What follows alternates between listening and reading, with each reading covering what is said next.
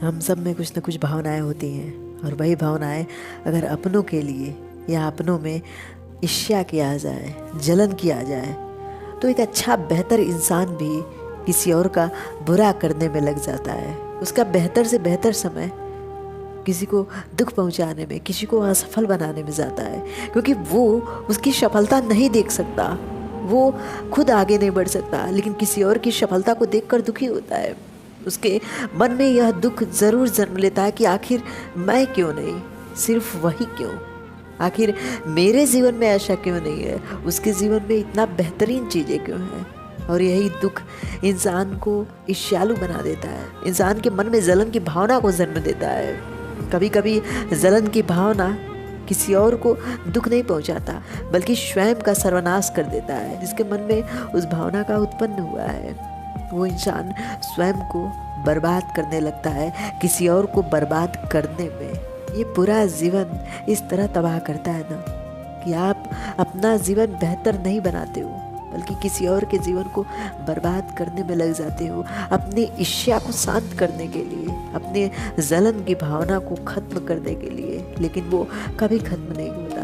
अगर उस चीज़ को समाप्त करना है, खुद को मेहनत में डालो। अगर स्ट्रगल करोगे तो उतनी सफलता तुम्हें भी मिलेगी। ये समय है, जो संघर्ष करेगा उसे उसका फल तो ज़रूर मिलेगा।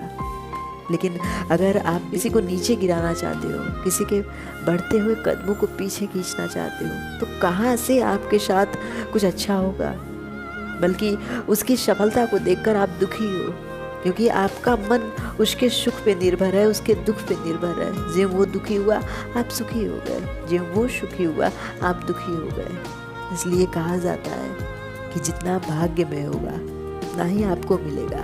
आप कितना हो स्ट्रगल करो, वो स्ट्रगल, वो संघर्ष एक बिंदु पे जाके शून्य हो जाता है, और उस बिंदु का नाम है ईश्वर, उस बिंदु का नाम है भाग्य। आप किसी को यूं गिरा नहीं सकते। अगर वो इंसान दिन रात की कड़ी मेहनत के साथ आगे बढ़ा है, आप उसे गिराने के चक्कर में स्वयं को पीछे धकेल दोगे, स्वयं को उस गड्ढे में गिरा दोगे जो गड्ढा उसके लिए आपने बनाया है।